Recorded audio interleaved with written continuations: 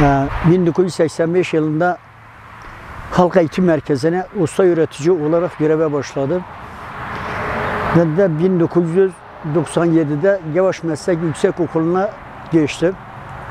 Gevaş Meslek Yüksekokulu'nda hocalarla beraber çalıştım. Ondan sonra İl Tarım Müdürlüğü'nün bu sera kampanyası başladığı vakit Gevaş ilçesine 3 tane sera getirdiler. Birisini bana verdiler, birisini alkışlara verdiler, birisini de Balaban köyünden bir arkadaşa verdiler. Şimdi o seracılığa orada başladık. Hocaların yardımıyla başladık. 1998'de bu fıstık ağaçları bir arkadaşın vasıtasıyla Cizire'den Sirt'e gelirken telefon açtım. Fide olarak oradan getirdik. Seranın içinde, o zaman sera kuruluydu. Seranın içinde yetiştirdik, büyüttük. Şimdi de bazıları verime geçmişler. Bazıları da işte gördüğünüz gibi şey yapıyor ama verim vermiyorlar. Da aşı olması lazım. İşte Allah nasip ederse bu sene artık kendi imkanlarımla, çünkü ben diğer kurumlara söyledim, hiçbirisi gelip de şey yapmadılar, aşı yapmadılar.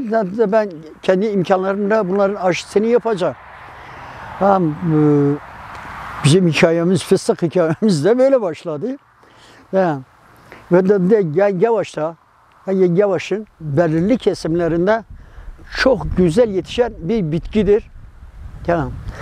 Eğer yapan varsa, sermayesi kuvvetli olan varsa, bu işe girsinler, hiç çekinmesinler.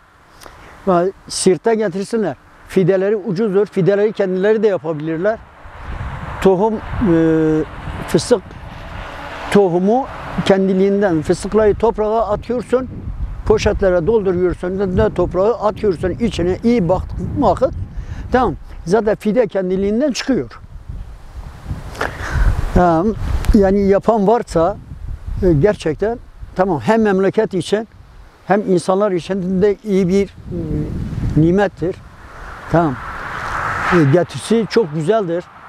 Hatta bugün düşün, yani de bir Antep fıstığı, bir Sirt fıstığın kilosu yani piyasada bayağı değer kazanan bir bitkidir. Hiç kimsede bir destek almış değilim. Yani şimdiye kadar ne yapıysam kendi imkanlarımla yapmışım. Hiçbirisinden bir meslek almış değilim. Yalnız ben müracaat ettim. Gevaş İlçe Tarım Müdürlüğü'ne başvurdum. Onlar dediler bizim branşımızın dışında da biz yapamıyoruz. Tarım İl Müdürlüğü'nde Kasım Enter sağ olsun, ziraat mühendisi yani ilgileniyor. Her sene gelip kontrol edip gidiyor.